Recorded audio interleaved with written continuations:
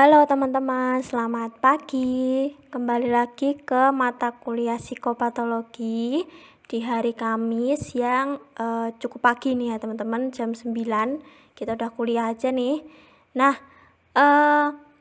psikopatologi hari ini akan ditemani oleh kelompok 10, yang mana kita akan menyampaikan materi mengenai gangguan perilaku abnormal pada anak-anak dan remaja. Tapi sebelum kita masuk ke materinya lebih jauh, alangkah baiknya kalau kita kenalan dulu nih sama anggota kelompok 10 tuh siapa aja sih. Nih ada 3 perempuan cantik-cantik ya teman-teman. Yang pertama ada Afifah Lutfi dengan nomor NIM G012003. Kemudian yang kedua ada saya sendiri, Alicia Mutiara dengan nomor NIM G012013. Terus yang terakhir ada Amrina Rosyada dengan nomor NIM G01216. Oke, karena teman-teman nih kelihatannya sudah tidak sabar untuk menyimak materi pada pagi hari ini, aku langsung mau spill aja nih apa sih yang akan kelompok 10 sampaikan kepada teman-teman pagi ini. Nah, di sini ada 10 subbab ya teman-teman. Yang pertama ada perbedaan antara perilaku abnormal dan normal pada anak dan remaja. Kedua ada gangguan spektrum autisme. Ketiga ada disabilitas intelektual. Keempat ada gangguan pembelajaran. Kelima ada gangguan komunikasi. Keenam ada gangguan perilaku bermasalah. Lalu yang ketujuh ada kecemasan pada anak dan remaja. Kedelapan bunuh diri pada anak dan remaja. Kesembilan ada gangguan eliminasi, dan yang terakhir adalah analisis film. Tanpa basa-basi, kita langsung masuk ke materi yang akan disampaikan oleh teman-teman kelompok 10 dan selamat menyimak. Oke, halo teman-teman semuanya. Di sini dengan saya Amrina Rosyada dengan NIM G012016. Nah, di sini bakal bahas tentang perbedaan antara perilaku abnormal dan normal pada anak dan remaja. Nah, di sini tuh ternyata budaya itu berpengaruh loh pada cara pandang perilaku atau seseorang itu terhadap cara pandang seseorang terhadap perilaku abnormal anak. Nah, teman-teman tahu nggak sih, jadi tuh menentukan perilaku abnormal pada anak itu tergantung pada pandangan kita terhadap anak normal itu seperti apa dalam budayanya. Nah, banyak pula perilaku yang kita anggap sebagai abnormal pada orang dewasa, namun normal aja nih pada anak kecil, yaitu seperti ketakutan yang berlebihan pada orang asing dan kurangnya kontrol terhadap keinginan buang air kecil. Itu kan udah biasa ya ketika anak kecil ya. Nah, dan ternyata tuh nggak sedikit loh kesalahan diagnosis yang ada pada anak kecil. Mereka didiagnosis menderita ADHD, kemudian diberikan penanganan pengobatan. Hanya karena mereka adalah yang termuda atau tidak dewasa dari teman-teman yang lainnya. Banyak gangguan psikologis yang dikategorikan dalam gangguan dalam neurologis pada DSM-5. Gangguan ini melibatkan pelemahan fungsi atau perkembangan otak yang mempengaruhi perkembangan psikologis, kognitif, sosial, atau emosional anak. Nah, kategori gangguan mental itu bisa kita lihat ya, ada 5, seperti yang tertera. Ada keyakinan budaya tentang apa itu normal dan abnormal. Nah, keyakinan budaya ini membantu menemukan apakah orang itu memandang perilaku tertentu tuh normal atau enggak gitu.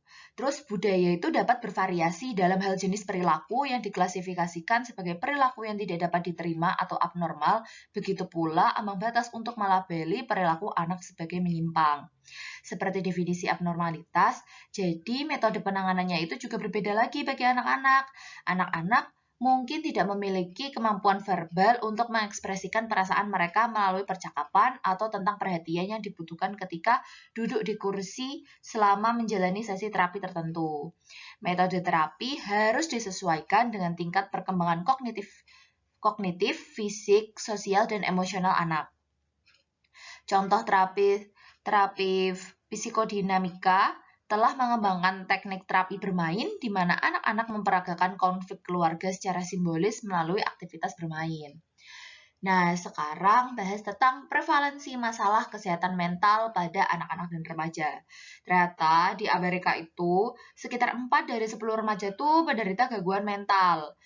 Jadi yang dapat didiagnosis selama setahun sebelumnya. Nah, kemudian ada juga 1 dari 10 anak itu menderita gangguan mental yang cukup parah sehingga mengganggu perkembangan mereka. Terus ada juga anak 6 sampai 17 tahun, itu tuh gangguan psikologisnya paling sering itu kena gangguan belajar dan gangguan pemusatan perhatian. Terus ada juga nih dari umur 12 sampai 17 itu ketika di survei itu mereka kena depresi mayor. Nah, terus ada 7% laki-laki dan 14% perempuan yang menderita depresi mayor gitu. Dan mayoritas anak-anak yang menderita gangguan psikologis tidak memperoleh penanganan yang tepat. Sedih ya kawan. Next ke faktor resiko untuk gangguan pada masa kanak-kanak. Nah, banyak faktor yang turut berkontribusi terhadap peningkatan resiko gangguan tumbuh kembang. Yaitu ada kerentanan genetik, stresor lingkungan, faktor keluarga. Nah, ada juga sebenarnya alasan diskriminasi, etnisitas, dan gender. Karena alasannya masih belum jelas, anak-anak itu kadang kan ini ya sering bercanda, tapi sebenarnya itu tuh kayak diskriminasi gitu dari etnis yang minoritas gitu. Nah, terus dan ini tuh berdampak pada anak-anak yang etnis minoritas itu tuh jadi menanggung resiko yang lebih tinggi untuk mengalami masalah seperti ADHD serta gangguan kecemasan dan depresi. Nah, masalah kecemasan ini tuh lebih sering menyerang anak laki-laki daripada anak perempuan. Sedangkan gangguan kecemasan dan gangguan mood itu lebih banyak pada anak perempuan. Nah, kemudian kekerasan fisik dan seksual ini serta pengabaian atau penelantaran ini biasanya ini dihubungkan dengan berbagai macam gangguan psikologis di masa anak-anak dan dewasa. Seperti depresi, penyalahgunaan zat, gangguan kecemasan, ADHD, gangguan stres pasca trauma, gangguan tingkah laku, gitu. Nah, jadi ketika anak-anak itu mengalami kekerasan fisik, itu tuh bakal sering kesulitan untuk membina hubungan persahabatan dan cinta yang sehat dengan orang lain nih. Nah, bahkan hukuman yang lebih ringan seperti kayak pukulan, pukulan di pantat ya, terus habis itu menampar, mendorong, itu tuh juga akan meningkatkan risiko gangguan kecemasan dan mood di saat dewasa, kayak gitu. Mereka yang mengalami kekerasan mungkin bertindak dengan cara yang mencerminkan kekejaman yang pernah dialami di hidupnya. Jadi kayak masa lalunya tuh dia bakal ngulangin kayak gitu. Nah, dampak psikologis umum yang lain dari kekerasan dan pengabaian itu ada apa aja? Ya, bisa dilihat ya. Ada turunnya harga diri, depresi, perilaku tidak dewasa, dan sampai enggan pergi keluar rumah. Nah, sekarang kita masuk ke yang kedua, yaitu gangguan spektrum autisme. Nah, di sini tuh ternyata spektrum autisme ini tuh gangguan perilaku yang paling parah ya di masa anak-anak. Nah, autisme adalah kondisi yang bersifat kronis dan berlangsung seumur hidup. Kata autisme ini berasal dari bahasa Yunani autos yang berarti self. Istilah ini tuh digunakan pertama kali pada tahun 1906 oleh psikiater Swiss Jürgen Bild. Mohon maaf jika pengucapannya salah. Untuk mengacu pada gaya berpikir yang aneh pada penderita skizofrenia. Nah, cara berpikir autistik itu adalah kecenderungan untuk memandang diri sendiri sebagai pusat alam semesta dan percaya bahwa kejadian eksternal mengacu pada diri sendiri. Begitu. Nah, kemudian nih, DSM-5 ini menempatkan autisme sebelumnya itu atau disebut dengan gangguan autistik ke dalam kategori diagnosis yang lebih luas, yaitu disebut dengan gangguan spektrum autisme, yang meliputi berbagai macam gangguan terkait autisme yang tingkat keparahannya bervariasi. Terus DSM-5 ini mengidentifikasi ASD atau ini ya, ASD itu Autisme Spectrum Disorder ya, ASD. Nah, itu mengidentifikasi ASD berdasarkan serangkaian perilaku umum yang merupakan kekurangan persisten dalam hal komunikasi dan interaksi sosial, serta minat yang terbatas atau terpaku pada perilaku repetitif. Nah, para klinisi ini tuh harus menilai nih tingkat keparahannya, kayak gitu. Sedang atau berat, sedang atau ringan. Semakin parah gangguannya, semakin besar tingkat dukungan yang harus kita berikan. Nah, kemudian nih, Salah satu sumber kekhawatiran terhadap risiko autisme adalah meluasnya kecurigaan di kalangan orang tua anak yang terkena autis yang mungkin berasal dari vaksin. Jadi ada juga nih yang kayak berpikir kalau misalnya ada hubungan antara autisme sama vaksin yang ada pada anak-anak. Kemudian juga autisme ini hampir 5 kali lebih banyak menyerang anak laki-laki nih ketimbang sama anak perempuan. Gitu. Oke, sekarang kita ke ciri-ciri autisme. Itu ada kesendirian anak, kemudian kekurangan yang signifikan dalam keterampilan sosial, bahasa, serta komunikasi. Nah, terus anak itu juga enggan berbicara, namun jika suka berbicara tuh kadang bahasanya tuh kurang lazim, kayak gitu. Jadi kurang bisa dimengerti gitu sama sekitarnya. Kalaupun dimengerti tuh biasanya sama orang-orang yang benar-benar terdekat sama dia aja. Terus ada komunikasi nonverbal terganggu. Jadi ini tuh contohnya itu anak-anak autistik itu mungkin akan menghindari kontak mata dan tidak mau menunjukkan ekspresi wajah kayak gitu. Nah, terus ada pergerakan stereotip yang repetitif dan tanpa tujuan. Jadi kayak mereka tuh berulang-ulang kayak tiba-tiba tepuk tangan sendiri, terus habis itu tiba-tiba tuh apa namanya mutar-mutar benda kayak gitu. Terus ada keengganan menerima perubahan lingkungan. Karena mereka itu tuh lebih suka kayak menjaga kesamaan. Jadi kayak gitu, terus dia tuh nggak mau kayak lingkungannya berubah gitu. Nah, sekarang ada perspektif teoritis tentang autisme ya. Ini ada psikolog Oi Farlova sama koleganya, sama teman-temannya itu tuh bilang kalau anak-anak yang menderita autisme memiliki kekurangan perseptual sehingga hanya dapat memproses satu stimulus pada satu waktu tertentu. Terus ada juga yang lain tuh mengatakan anak-anak autistik ini seringkali kesulitan mengintegrasikan informasi dari berbagai indera. Nah, para peneliti ini menduga bahwa otak yang menderita autisme ini tumbuh secara abnormal akibat kombinasi faktor genetik dan pengaruh lingkungan. Dan ini tuh masih belum diketahui yang mungkin melibatkan paparan pada racun atau virus tertentu atau pengaruh pranatal. Next ke penanganan autisme. Jadi itu kalau penanganan autisme, program perilaku yang intensif yang menerapkan prinsip-prinsip pembelajaran di lingkungan anak dapat meningkatkan keterampilan belajar dan bahasa serta perilaku adaptif secara sosial pada anak-anak autistik secara signifikan nih. Nah, kemudian pendekatan berdasarkan pembelajaran itu biasanya disebut analisis perilaku terapan atau disebut dengan bahasa Inggrisnya Applied Behavior Analysis atau ABA atau model penanganan ABA. Nah, peneliti ini menemukan bahwa obat antipsikotik akan lebih manjur jika penanganannya itu melibatkan orang tua dalam program pelatihan yang mengajarkan mereka cara merespon perilaku disruptif anak-anak.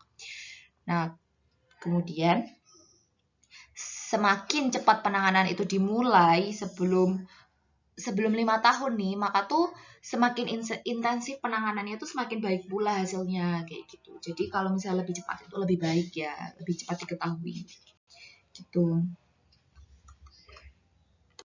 Oke, sekarang kita udah masuk yang ketiga yaitu disabilitas intelektual. Nah, ini tuh ada 1% dari populasi umum itu tuh menjalani disabilitas intelektual. Kok bisa ya? Ciri utama ID, maksudnya ID itu intellectual disability ya, adalah gangguan umum dalam perkembangan intelektual. Nah, anak-anak yang menderita hal ini tuh cenderung memiliki kekurangan dalam berpikir secara nalar dan keterampilan memecahkan masalah, kemampuan berpikir abstrak, penilaian maupun prestasi sekolah. Nah, jadi tuh ini biasanya disebut sama retardasi mental juga ya guys. Nah, ID ini tuh dimulai sebelum 18 tahun selama pertumbuhan anak dan berlanjut selama hidupnya. Kayak gitu. Terus habis itu, ID ini juga didiagnosis berdasarkan skor IQ yang rendah dan penurunan fungsi adaptif sebelum berumur 18 tahun. Ia mengakibatkan penurunan yang signifikan dalam memenuhi standar fungsi independen dan tanggung jawab sosial yang diharapkan. Nah, penurunan ini mungkin melibatkan kesulitan dalam melakukan tugas sehari-hari dibandingkan dengan orang lain yang seumur kayak gitu. ada dalam 3 domain, yaitu konseptual, sosial, sama praktis. Nah, konseptual di sini tuh adalah keterampilan yang berhubungan dengan penggunaan bahasa, membaca, menulis. Kalau sosial, itu keterampilan terkait kesadaran akan pengalaman orang lain dan kemampuan untuk membina persahabatan dengan orang lain. Terus kalau praktis, kemampuan untuk memenuhi kebutuhan sendiri, yaitu memenuhi tanggung jawab dengan pekerjaan, mengelola uang, mengatur tugas sekolah, kayak gitu. Nah, sekarang penyebab ID ini meliputi faktor biologi, psikososial, atau dari kombinasi keduanya nih. Nah, penyebab biologis itu ada gangguan kromosom dan genetik, infeksi menular, dan penggunaan alkohol oleh ibu hamil. Kalau penyebab psikososial itu tuh pengaruh lingkungan yang buruk yang ditandai dengan kurangnya aktivitas yang stimulasi secara intelektual selama masa kanak-kanak. Nah, ini sekarang kita bahas tentang sindrom Down dan abnormalitas kromosom lainnya. Nah, di sini tuh bakal kita bahas banyak ya. Ini masih ada sangkut pautnya kan sama sebelumnya. Nah, sindrom Down ini tuh merupakan penyebab ID yang paling sering diidentifikasi, ditandai dengan lebihnya kromosom pada pasangan kromosom ke-21, sehingga menyebabkan kromosom menjadi 47 dan bukan 46 seperti orang-orang biasa. Kemudian, sindrom ini tuh terjadi pada sekitar 1 dari 800 kelahiran, kayak gitu. Dan dapat dikenali melalui ciri fisik yang berbeda, yaitu wajahnya tuh bulat, hidung yang lebar dan datar, serta lipatan kecil yang melengkung ke bawah pada kulit di ujung mata. Jadi tuh kayak kesannya tuh jadi sipit gitu orang-orangnya. Nah, anak-anak dengan sindrom Down ini mengalami berbagai kekurangan dalam hal pembelajaran dan pertumbuhan. Mereka cenderung tidak terkoordinasi dan kurang memiliki tekanan otot yang cukup sehingga mereka sulit untuk melakukan tugas fisik dan bermain seperti anak-anak yang lainnya. Penurunan ini mungkin melibatkan kesulitan dalam melakukan tugas sehari-hari dibandingkan dengan orang-orang lain ya. Gitu. Nah, sekarang ada yang namanya sindrom Fragile X dan abnormalitas genetik lainnya. Nah, di sini itu tuh para peneliti itu udah mengidentifikasi beberapa genetik ID kan. Nah, itu tuh yang paling sering diidentifikasi ini juga salah satunya sindrom Fragile X atau Fragile X syndrome. Itu tuh menyerang sekitar 1 dari 1000 sampai 1500 pria dan sekitar 1 dari 2000 sampai 2500 wanita. Nah, sindrom ini adalah bentuk ID kedua yang paling umum secara keseluruhan setelah sindrom Down. Gangguan ini disebabkan oleh mutasi gen tunggal pada area kromosom X yang tampak rapuh, seperti namanya.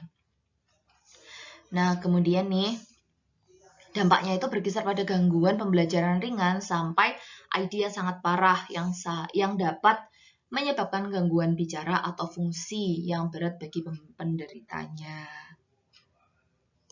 Nah, kemudian kita bahas tentang penilketonuria atau PKU. Mohon maaf jika pengucapannya salah ya, teman-teman. Ini tuh adalah gangguan genetik yang terjadi pada 1 dari 10.000 sampai 15.000 kelahiran. Gangguan ini disebabkan oleh gen resesif yang mencegah anak untuk memetabolisme asam amino fenilalanin yang biasanya itu ditemukan di makanan. Nah, ini tuh PKU ini tuh dapat dideteksi pada bayi yang baru lahir dengan menganalisis sampel darah atau urin. Meskipun belum ada pengobatan untuk menyembuhkan PKU, anak-anak yang mengalami gangguan ini tuh mengalami sedikit kerusakan atau tumbuh secara normal jika mereka melakukan diet rendah fenilalanin segera setelah lahir. Anak-anak ini menerima suplemen protein untuk mengganti kekurangan nutrisi yang mereka alami. Kemudian ada faktor-faktor prenatal. Nah, di sini tuh beberapa kasus ID disebabkan oleh infeksi maternal atau penyalahgunaan obat selama masa kehamilan. Jadi tuh ada yang namanya rubella, contohnya nih ya, ada yang namanya rubella itu tuh campaknya Jerman pada ibu. Nah, itu tuh bisa ditularkan ke anak yang belum lahir kayak gitu. Jadi cara penanganannya itu kalau misalnya mau rubella atau mau melakukan campak, program imunisasi itu tuh dilakukan sebelum masa kehamilan kayak gitu. Nah, terus habis itu seperti yang kita tahu obat-obatan yang dikonsumsi ibu selama masa kehamilan itu dapat mempengaruhi bayi melalui plasenta. Nah, contohnya itu sebagian besar itu dapat menyebabkan cacat fisik dan ID yang parah. Misal kayak ibu yang suka mengonsumsi alkohol, itu seringkali lahir anaknya itu kena sindrom alkohol janin. Kayak gitu.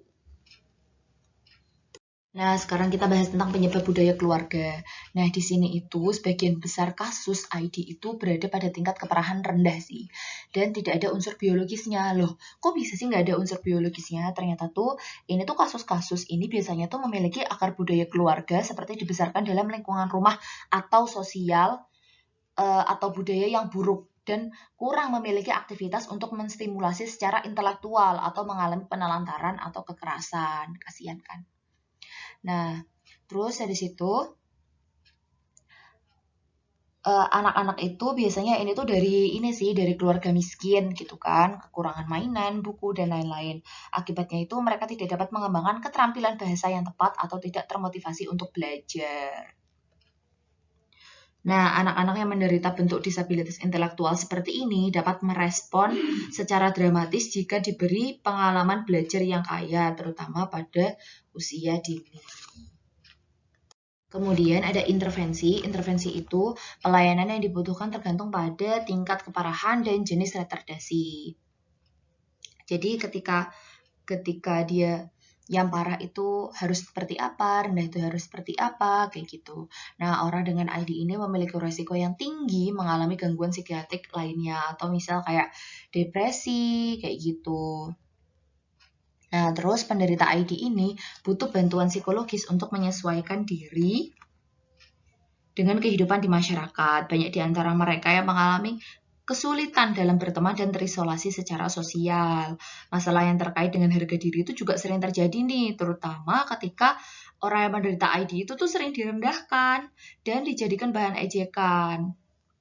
Konseling psikologis itu juga dapat dilengkapi dengan teknik perilaku yang membantu mereka memperoleh keterampilan di bidang-bidang seperti kesehatan pribadi, pekerjaan, dan hubungan sosial. Nah, pendekatan perilaku yang terstruktur dapat digunakan untuk mengajarkan orang yang menderita disabilitas intelektual yang lebih parah ini untuk menguasai perilaku kebersihan dasar seperti menyikat gigi, mengenakan pakaian, dan menyisir rambut. Nah, teknik penanganan perilaku lainnya itu meliputi kayak ada pelatihan keterampilan sosial yang berfokus pada peningkatan kemampuan individu untuk berhubungan dengan orang lain secara efektif dan pelatihan manajemen amarah. Jadi diajarin gimana untuk belajar mengelola emosi ya. Untuk membentuk individu itu mengembangkan cara yang efektif dalam mengatasi konflik tanpa bertindak berlebihan. Begitu. Oke, sekarang kita ke gangguan pembelajaran, yaitu gangguan kronis yang mempengaruhi perkembangan sampai masa dewasa. Nah, learning disorder biasanya menjadi gangguan kronis yang mempengaruhi perkembangan sampai masa dewasa nih. Anak-anak yang mengalami learning disorder ini biasanya memiliki prestasi yang buruk dalam hubungannya dengan tingkat intelijensi dan usia. DSM-5 menerapkan diagnosis tunggal atas gangguan pembelajaran spesifik untuk mencakup berbagai gangguan pembelajaran atau disabilitas. Nah, itu beberapa gangguannya, ada membaca, menulis, aritmatika, dan fungsi eksekutif. Mari kita bahas lebih lanjut. Oke, di sini ada gangguan membaca atau disleksia. Nah, disleksia ini tuh berasal dari kata Yunani, yaitu dis artinya buruk, leksikon itu artinya kata-kata. Nah, biasanya nih anak-anak itu tuh dengan disleksia itu rentan mengalami depresi, harga diri rendah, dan ADHD. Nah, mereka itu disleksia ini tuh menyerang sekitar 4% anak usia sekolah dan jauh lebih banyak menyerang anak laki-laki daripada anak perempuan.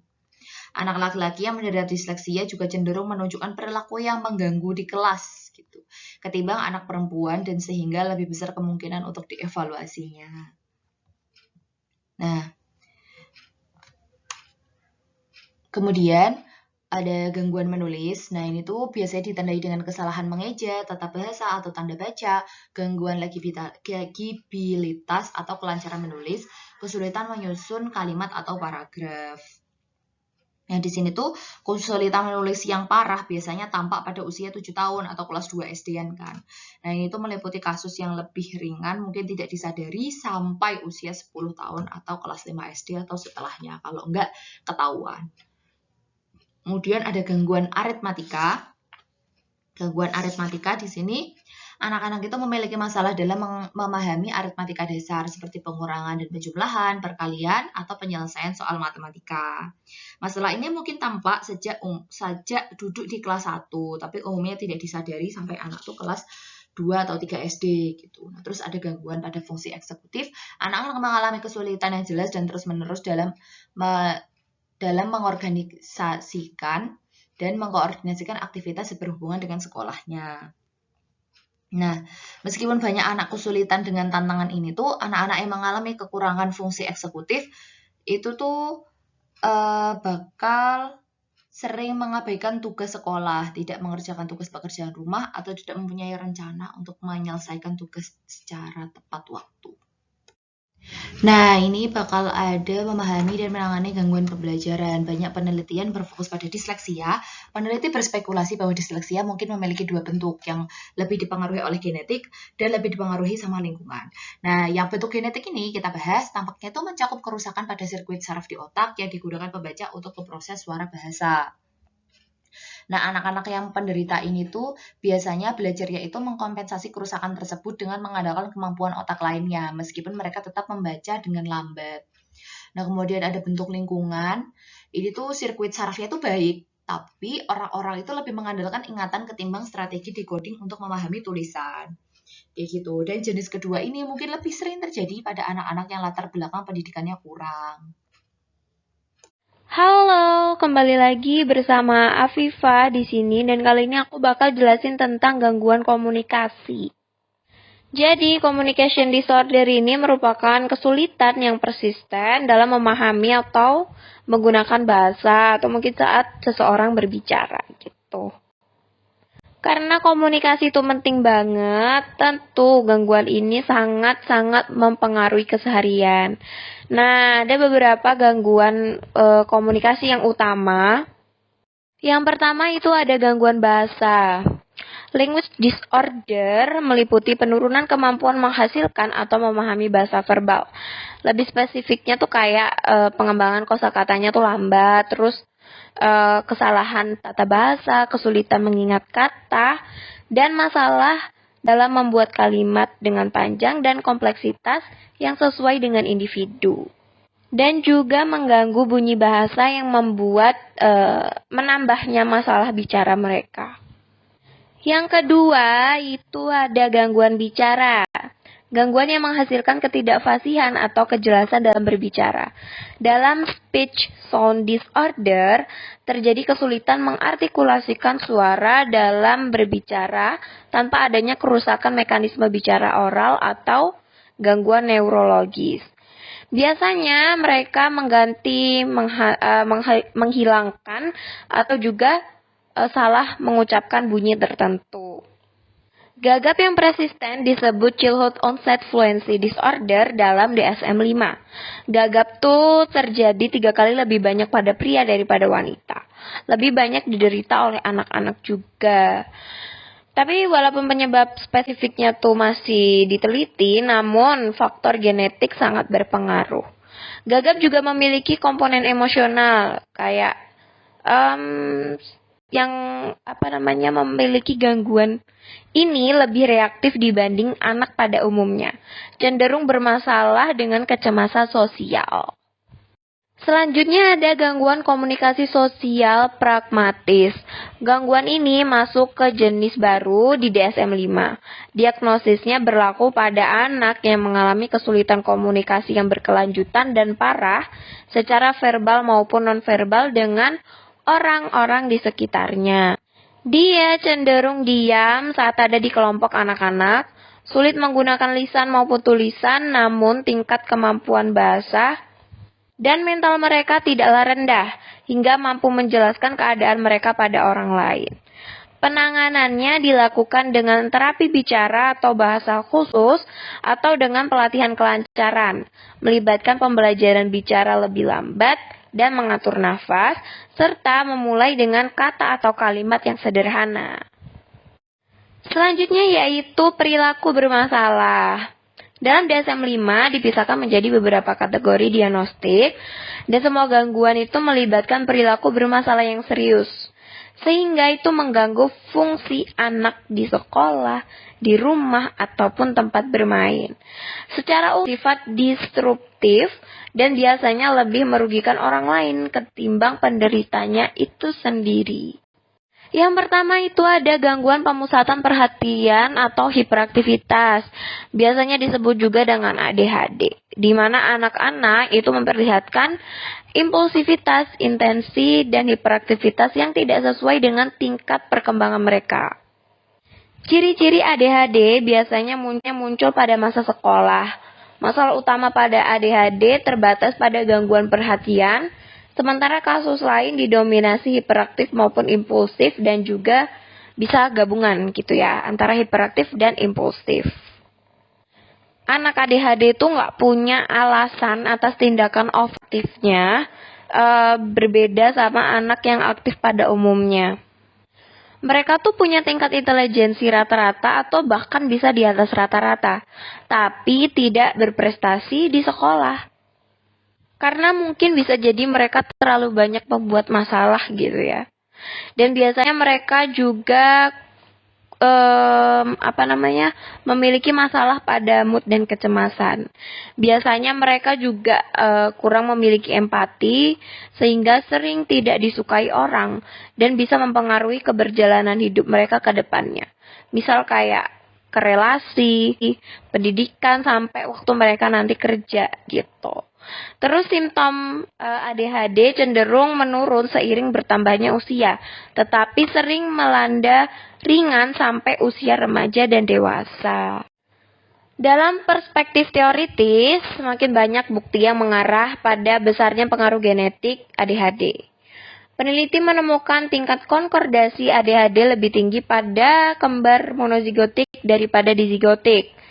Selain itu, faktor lingkungan juga terkait dengan ADHD, kayak ibu yang merokok, stres emosional saat kehamilan, konflik keluarga, keterampilan pengasuhan.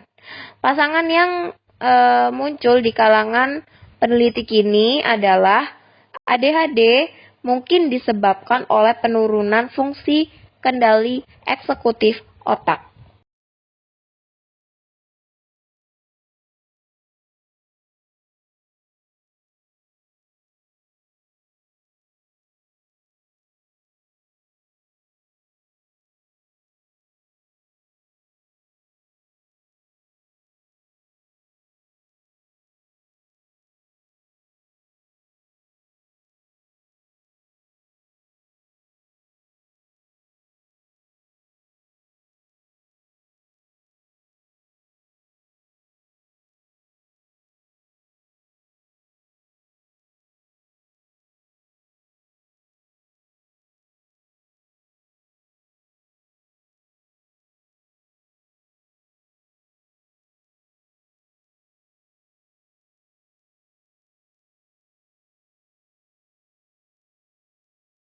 Untuk penanganannya biasanya digunakan obat-obatan sebagai stimulan mengaktifkan korteks prefrontal, sebagian otak yang mengatur proses pemusatan perhatian dan kendali impulsif, mengatur perilaku yang berhubungan dengan ADHD. Namun juga tetap harus hal lain seperti efek samping dan sebagainya. Diperlukan juga intervensi psikologis karena mungkin ada anak yang lebih cocok sama obat, tapi ada anak yang lebih cocok sama terapi gitu.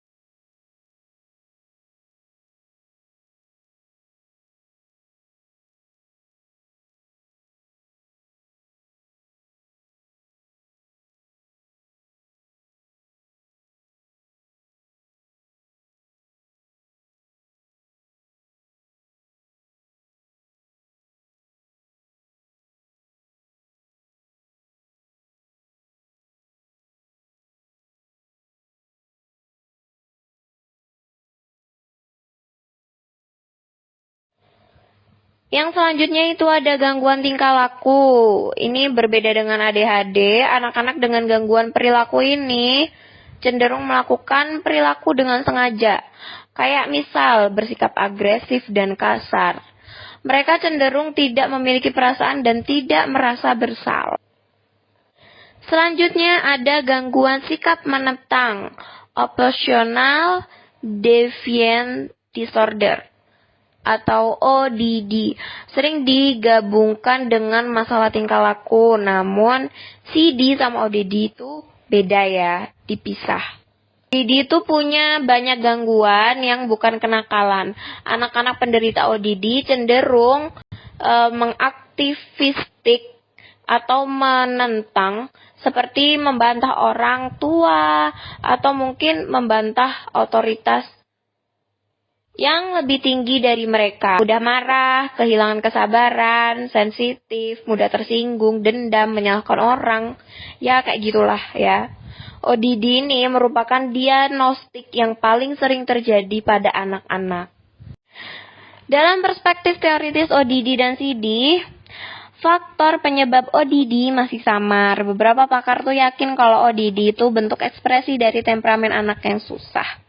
Dan pakar juga percaya hubungan kurang baik antara anak dan orang tua itu juga menjadi penyebab ODD. Atau mungkin kontrol orang tua yang kurang tepat juga bisa menimbulkan ODD. Teoretikus pembelajaran memandang perilaku menentang muncul karena penggunaan strategi penguatan orang tua yang kurang tepat. Sedangkan pada CD, faktor keluarga juga berpengaruh. Gangguan ini sering berkembang dalam proses pola asuh yang negatif, seperti kegagalan dalam memberi reinforcement atau memuji secara positif kalau anak itu berbuat baik, dan penerapan disiplin yang kasar dan tidak konsisten pada perilaku buruk seorang anak gitu ya. Anak-anak dengan ODD maupun CD cenderung memandang orang lain itu memperlakukan mereka nggak adil. Mereka juga menunjukkan kekurangan kognitif lain kayak nggak mampu menghasilkan respon alternatif yang tidak kasar terhadap konflik sosial. Tetap saja pengaruh genetik maupun lingkungan sangat berhubungan dengan perkembangannya ya. Selanjutnya yaitu pendekatan penanganan. Ini ada beberapa kayak misal program pelatihan orang tua untuk mengurangi perilaku agresivitas, disruptif, serta meningkatkan perilaku adaptif pada anak. Anak yang mengalami CD kadang ditempatkan dalam program residensial yang menetapkan aturan-aturan eksplisit dengan imbalan yang jelas dan hukuman yang ringan. Terapi kognitif perilaku juga digunakan untuk anak yang agresif. Anak juga dilatih untuk menggunakan calming self-talk untuk menghambat perilaku impulsif, mengendalikan amarah, serta belajar untuk menyelesaikan masalah tanpa kekerasan gitu.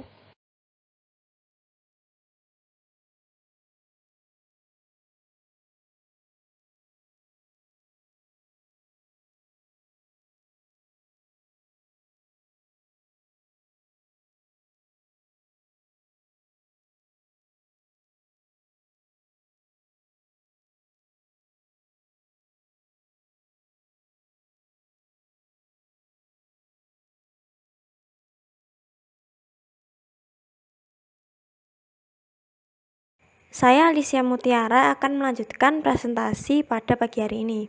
Nah, sebab yang akan kita pelajari selanjutnya adalah kecemasan pada anak dan remaja. Sama halnya dengan orang dewasa, anak-anak itu juga mengalami kecemasan seperti takut gelap atau hewan tertentu. Akan tetapi, itu menjadi abnormal apabila mulai mengganggu fungsi sosial dan fungsi belajar. Nah, sayangnya nih, masalah kecemasan pada anak itu tuh seringkali mendapat penanganan yang tidak tepat. Hal tersebut dapat disebabkan oleh beberapa hal, yaitu anak-anak sulit untuk mengekspresikan perasaannya, dan para ahli sulit untuk membedakan apakah kecemasan tersebut hanyalah kecemasan normal atau sudah menuju abnormal, serta kurangnya kesadaran dari orang tua itu sendiri.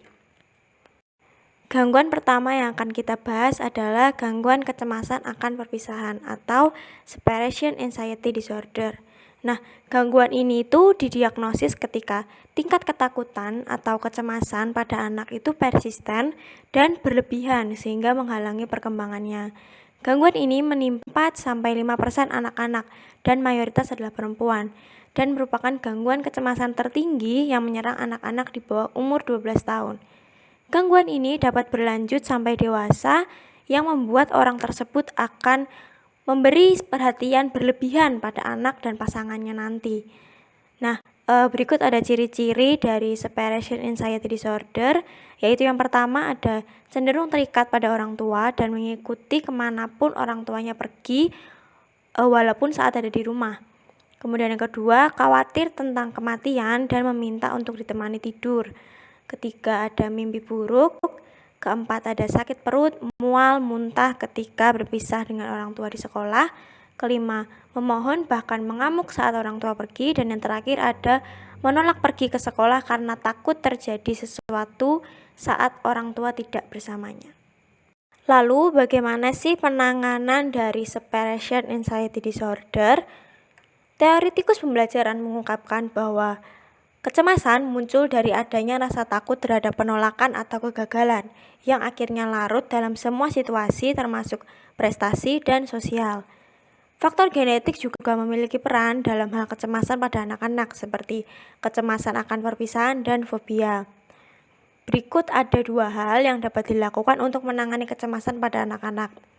Yang pertama yaitu terapi kognitif perilaku atau yang biasa kita kenal dengan CBT. Terapi ini juga dilakukan untuk menangani gangguan kecemasan pada orang dewasa dengan menghadapkan klien pada stimuli fobia dan terapi relaksasi. Terapi ini mampu membantu anak untuk mengidentifikasi pikiran yang menimbulkan kecemasan dan menggantinya dengan pikiran yang menyenangkan. Nah, CBT ini tuh terbukti sangat membantu anak dan orang dewasa dalam menangani gangguan kecemasan. Kemudian yang kedua, ada obat antidepresan. Nah, obat antidepresan yang saya maksud adalah kategori SSRI seperti fluoxetine, sertralin, fluoxetine yang terbukti ampuh menangani gejala kecemasan anak dan remaja. Namun, sayangnya obat antidepresan ini tuh menimbulkan efek samping seperti lelah, insomnia, sedasi, gelisah yang lebih berat dibandingkan CBT. Nah, oleh sebab itu tuh orang tua itu banyak yang ragu untuk menggunakan terapi ini buat anaknya gitu. Nah, peneliti juga mengungkapkan bahwa perpaduan antara obat antidepresan dan CBT itu merupakan kombinasi dengan hasil yang paling maksimal. Kemudian kita masuk ke depresi pada anak-anak. Jangan salah ya teman-teman, karena depresi itu juga bisa menyerang ke anak dan remaja. Depresi mayor itu merupakan gangguan paling umum yang menimpa 5% anak berusia 5-12 tahun dan 20% remaja yang berusia 13-17 tahun. Bahkan depresi ini tuh bisa terjadi pada anak prasekolah walaupun jarang.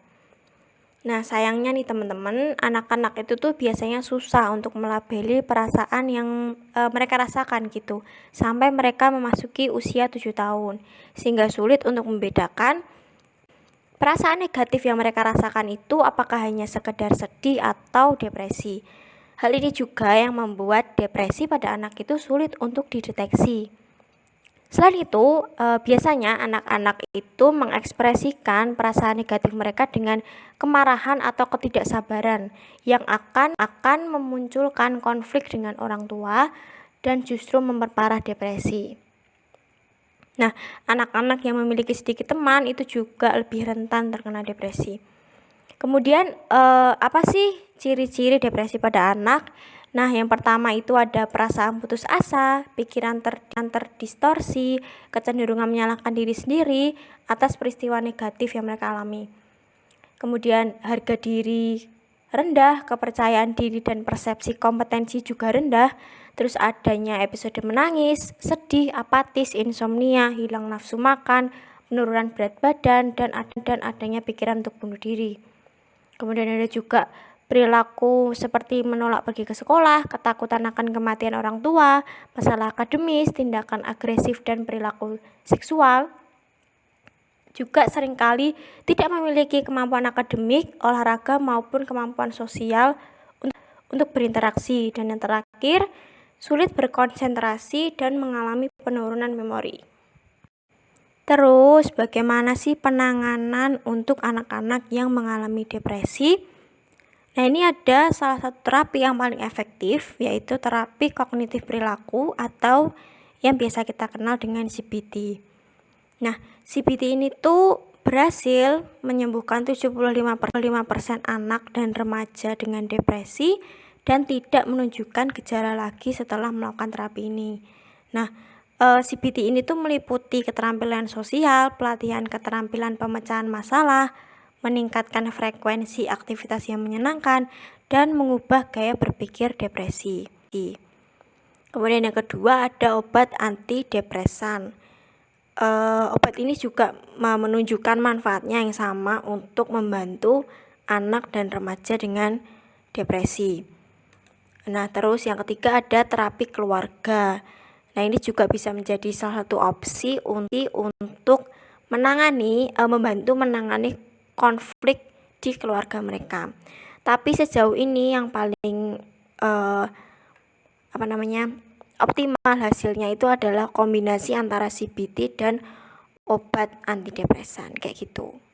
Oke, kita lanjut ke subbab selanjutnya, yaitu mengenai bunuh diri pada anak dan remaja. Anak-anak itu memang jarang ya teman-teman mengalami bunuh diri, tapi pada orang dewasa itu bunuh diri menjadi penyebab kematian kedua setelah kecelakaan kendaraan bermotor. Kemudian apa aja sih faktor-faktor penyebab terjadinya bunuh diri? Yang pertama itu ada gender. Anak perempuan itu 3 kali lebih rentan untuk melakukan bunuh diri dibandingkan anak laki-laki. Tapi pada pria dewasa itu mereka cenderung lebih berhasil melakukan tindakan bunuh diri karena pada pria dewasa ini tuh mereka lebih punya banyak cara-cara yang mematikan untuk bisa mengakhiri hidupnya. Terus kemudian yang kedua ada geografi atau tempat tinggal. Nah, tempat tinggal yang tidak terlalu padat itu tuh justru lebih rentan jadi bunuh diri, seperti contohnya di Amerika Serikat. Terus ketiga itu ada etnisitas. Nah, ini tuh contohnya tingkat bunuh diri remaja di Afrika Amerika, Asia Amerika, dan Hispanik Amerika itu tuh lebih rendah dibandingkan remaja berkulit putih. Terus keempat itu ada depresi dan keputusasaan.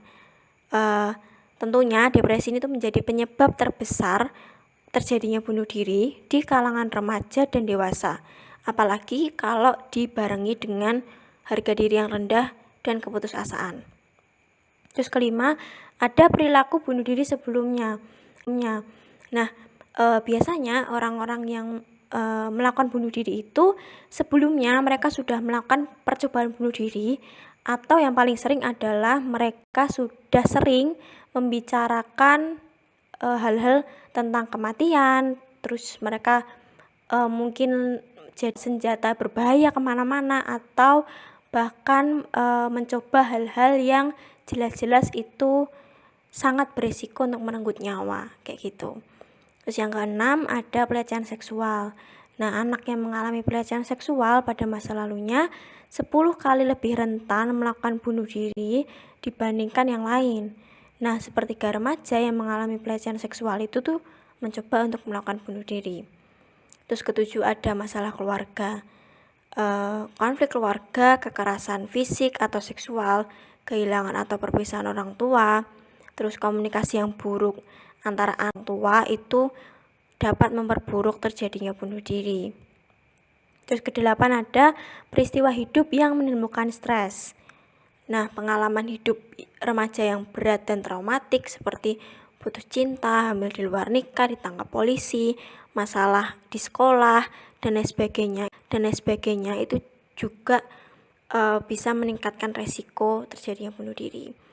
Terus yang kesembilan ada penyalahgunaan obat, yaitu adiksi terhadap obat tertentu itu tuh juga bisa meningkatkan resiko bunuh diri. Terus yang terakhir ada penularan sosial.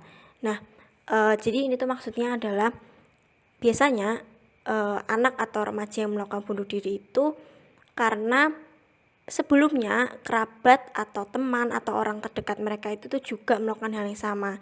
Nah, kemudian mereka menganggap bahwa bunuh diri ini tuh merupakan aksi yang heroik atau cara yang paling cepat untuk menyelesaikan masalah mereka kayak gitu. Jadi biasanya orang yang di sekitarnya itu melakukan tindakan bunuh diri, dia akan lebih beresiko untuk melakukan bunuh diri juga. Oke, kita masuk ke subbab yang terakhir, teman-teman, yaitu tentang gangguan eliminasi. Nah, jangan pada ngantuk dulu ya, teman-teman, karena ini udah masuk ke subbab yang terakhir. Yang pertama, kita ada enuresis, yaitu kegagalan mengontrol urinasi atau buang air kecil, bahkan ketika anak tersebut sudah memasuki usia yang seharusnya mampu untuk menahan urinasi. Nah, diagnosisnya sendiri menurut DSM-5 itu anak harus berusia minimal 5 tahun dan memiliki beberapa kriteria berikut. Yang pertama, mengompol berulang kali baik disengaja ataupun tidak disengaja. Kedua, itu mengompol 2 kali dalam seminggu selama 3 bulan sampai menyebabkan kesulitan fungsi yang signifikan. Terus ketiga, itu tidak disebabkan oleh obat-obatan tertentu. Nah, enuresis ini tuh lebih sering menimpa pada anak laki-laki, yaitu sekitar 5-10% pada anak berusia 5 tahun, dan biasanya juga berhenti sendiri ketika mereka memasuki usia remaja. Tapi ada 1% yang tetap berlanjut hingga mereka dewasa. Kalau dilihat dari perspektif teoritis, psikodinamika itu menjelaskan kalau gangguan ini merupakan ekspresi dari adanya konflik antara anak dan orang tua karena dipaksa untuk menggunakan toilet. Selain itu, gangguan ini juga merupakan respon regresi anak terhadap hal-hal baru dalam hidupnya, seperti lahirnya saudara, punya adik maksudnya, terus kematian orang tua, atau masuk sekolah, dan lain-lain. Nah, toilet training yang terlalu dini itu juga dapat menjadi faktor karena menimbulkan kecemasan dan justru memancing urinasi, bukan menahannya. Terus untuk penanganannya sendiri, biasanya enuresis ini tuh hilang dengan sendirinya waktu memasuki remaja. Tapi ini kan tetap menimbulkan stres ya pada anak dan orang tua. Sehingga ada beberapa cara yang bisa dilakukan. Yang pertama itu dengan memasang monitor kelembapan bawah tempat tidur anak. Nah, monitor ini tuh akan bunyi ketika nanti anak mulai mengompol. Nah, kalau anak mulai ngompol kan basah tuh tempat tidurnya. Jadi kelembapannya naik dan monitornya akan bunyi sehingga anak itu akan terbangun dan lanjut buang air kecil di toilet. Nah, setelah teknik ini diulang beberapa kali, anak itu berhasil untuk terbangun dengan sendirinya ketika kandung kemih dirasa sudah penuh. Nah, kemudian cara yang kedua ada obat antidepresan, yaitu fluoxetine. Ini juga bisa digunakan untuk membantu sistem otak untuk mengontrol urinasi. Tapi teknik alarm kelembaban tadi masih menjadi terapi dengan hasil terbaik dan kekambuhan yang lebih sedikit. Yang kedua kita ada enkopresis, yaitu kurangnya kontrol terhadap keinginan untuk buang air besar tetapi bukan disebabkan oleh masalah organik. Seharusnya anak yang sudah masuk usia 4 tahun itu tuh sudah bisa buang air besar di toilet, tapi anak dengan gangguan ini itu tidak bisa menahan buang air besar.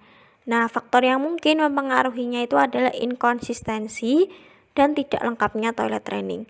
Kok bisa sih toilet trainingnya nggak lengkap? Nah, biasanya hal ini tuh terjadi ketika masa toilet trainingnya itu belum selesai tapi ia sudah punya adik atau sudah waktunya masuk sekolah, jadi toilet trainingnya itu nggak sampai selesai. Terus enkopresis ini lebih sering terjadi di siang hari dan menjadi sangat memalukan bagi anak karena kan feses itu baunya menyengat ya teman-teman. Jadi anak dengan gangguan ini tuh biasanya di teman-temannya. Dan orang tua yang anaknya memiliki gangguan ini, itu tuh cenderung akan memaksa anaknya untuk bisa menahan feses dan akan memberi hukuman nih kalau anaknya gagal melakukan hal tersebut.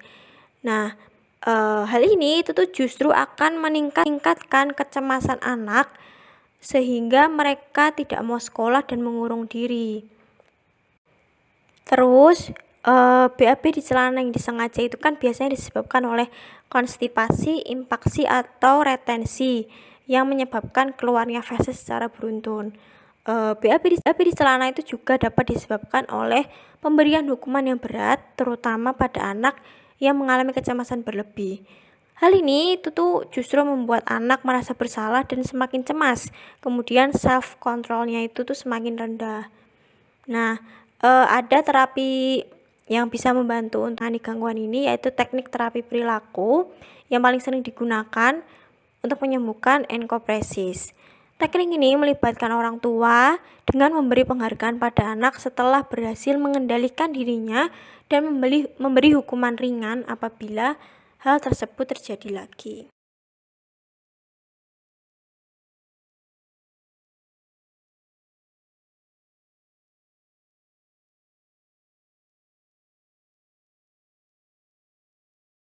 Halo guys, sekarang kembali lagi sama aku, Afifah, di sini. Ya, kita sekarang bakal sedikit bercerita, bukan cerita sih, ini analisis film ya. Kita bakal analisis secara keseluruhan ya ini. Jadi filmnya sebelumnya memperkenalkan dulu deh ya. Film ini judulnya Hope. Dia itu film tahun 2013, bercerita dari seorang anak kecil yang mendapatkan pelecehan seksual. Nah, ini tuh kisah nyata guys sebenarnya. Jadi kita langsung masuk ke analisis film. Oke. Jadi nama anak itu namanya Swan.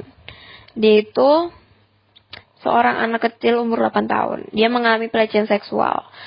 Dia waktu setelah mengalami itu mulai nampak perilaku abnormal karena dia menjadi lebih tertutup dan kayak antisosial gitu loh, kalau dia yang sebelumnya dan dibandingin anak-anak seumur dia gitu. Soalnya Suwandi kan gak cuma mendapatkan kekerasan secara fisik ya, dia juga mendapatkan kekerasan secara batin, secara mental gitu. Terus Sowan ini kalau soal trauma sih udah pasti ya, nih anak trauma sampai dia tuh nggak mau ketemu bapaknya guys, dia tuh nggak mau ketemu sama ayahnya sendiri, sampai ayahnya tuh harus pakai kayak badut-badutan gitu loh biar ketutup, biar si anaknya itu nggak tahu kalau itu bapaknya gitu, walaupun endingnya dia bakal tahu juga sih gitu ya, pokoknya intinya gitu. Terus si ini dia kayak kelihatan ngalami gangguan dalam komunikasi. Soalnya dia gak mau ngomong guys, dia cuma bisa mengangguk dan menggeleng gitu. Sampai akhirnya dia menjalani terapi gitu. Terapinya kayak gini. Kalau misal dia jawab, dia bakalin kupu-kupu di buku gambar gitu. Jadi yang jawabnya tuh gak harus ngomong. Jawabnya tuh menggeleng dan mengangguk aja. Tapi seiring berjalannya waktu, dia bisa ngomong akhirnya gitu ya. Oke, selanjutnya itu anak ini, Suwon ini kayak mengalami kesan. Soalnya dia selalu berpikir kayak orang-orang mikirin tentang dia gimana sih. Maksudnya orang-orang tuh ngelihat dia kayak apa gitu. Dia takut ketika orang-orang bakal nyalain dia kalau misalnya dia kan di sini kejadiannya gara-gara dia mau barengan gitu sama si ajusi mabuk itu, si bapak-bapak, paman-paman itulah intinya. Dia mau berbagi payung gitu kan, makanya dia malah mendapatkan pelecehan seksual dan dia berpikir kalau dia takut orang-orang nyalain dia gitu loh, gitu. Dan terus dia tuh bahkan sampai ngomong kayak gini, dia tuh ngomong ke psikolognya kalau misalnya neneknya tuh sering ngomong pengen meninggal, pengen mati gara-gara rasa sakit, kayak neneknya tuh sakit gitu loh. Terus kayak ya biasalah nenek-nenek kan sering ngomong kayak gitu ya guys, kayak aduh mending mati nggak sih kayak gini gitu ya gitu. Nah dia tuh ngomong kalau misal dia tuh ngerti maksudnya itu apa gitu loh, di posisi dia tuh rasa sakit dan dia pengen mati gitu guys. Ya ampun, anak umur segini ngomong kayak gitu, woy. Aduh menyedihkan sekali. Nah, si Suwon ini juga kayak ngalamin mungkin bisa dibilang depresi gitu ya, karena pun nggak tahu sih hitungan jelasnya, karena depresi itu kan hitungannya harus lebih dari sekian, maksudnya kayak lebih dari sebulan baru bisa disebut depresi gitu-gitu kan. Cuman di film ini nggak diperjelas, cuman di sini dia menunjukkan perilaku kalau dia tuh sering ngamuk-ngamuk nggak jelas gitu loh guys, emosinya bener-bener nggak stabil gitu. Jadi kayak gitulah ya analisisnya, mungkin ada beberapa yang masih, cuman ya kurang lebih kayak gitulah ya teman-teman. Dan soal penanganan psikolognya tadi udah aku sebutin dikit juga. Terus sisanya mungkin bisa ditonton sendiri, hehe. Jadi aku merekomendasikan film ini karena filmnya bagus. Ya ini juga bagus juga. Jadi mungkin kalau Anda tertarik, Anda bisa menontonnya. Terima kasih. Baiklah, sekian presentasi dari kelompok 10. Semoga ilmunya bisa menambah pengetahuan kita semua. Dan kurang lebihnya kami mohon maaf. Jika ada pertanyaan, boleh banget ditanyakan. Terima kasih. Selamat pagi.